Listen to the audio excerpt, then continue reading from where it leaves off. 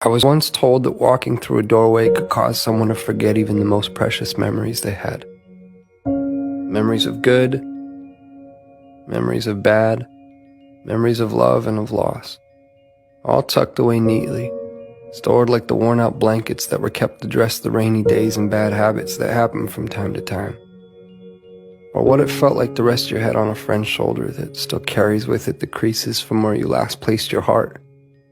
Just like that. Gone within a single step. That somehow 3 beams and an imaginary line drawn across some old aching floorboards were all that stood between you and the infinite silence of the very things that once colored your mind with sound. It's funny. You can make yourself believe almost anything if you think about it for long enough. Was that you? Was that you? I was once told that the love I felt beating inside my chest was nothing more than my mind playing an unfair trick on my heart. And like a pair of dice dancing along the uneven pavement, their fate, much like yours or mine, had already been decided. That even the cracks that drew their faults between 2 opposing sides could not escape a fate that was always destined to be sealed. To think that someone could actually believe that the swelling tides of my heart were no more than an anxious highway of ins and outs anchoring my imagination to the castles I've been building in the sky. Well, maybe they are the crazy ones. Then again, I have been known to misplace my hope in the way things fall. And if I had to confess, there stands a greater chance that I've all but lost my mind in here.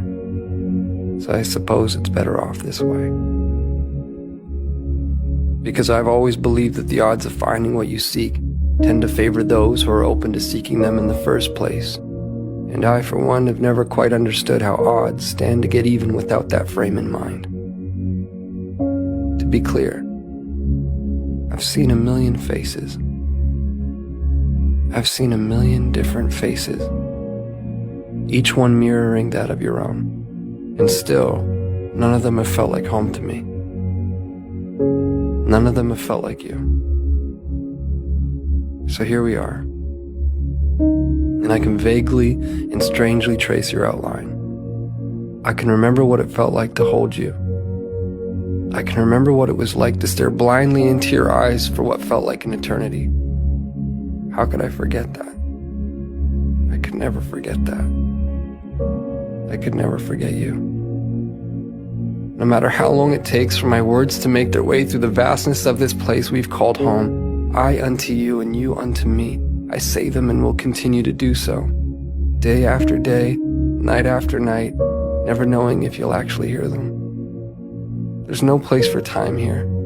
Just overlapping moments where I thought I'd found you, where I thought I heard the sound of your breath, where I felt your heart as it waited patiently for mine, retracing the steps that we left in the life before last, before our eyes closed, before the great divide, before a doorway stood between you and me. As it stands, I found myself in that doorway again, with both feet in and your heart on my sleeve. But I can't bring myself to walk through this time.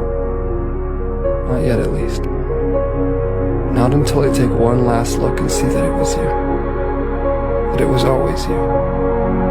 Our hearts strewn across those old fragile floorboards. The silhouettes of each and every one of our memories playing out like a story that we both know we've seen before. I remember now. This was where I first found you. Beyond those closed doors, I will find you again. My love.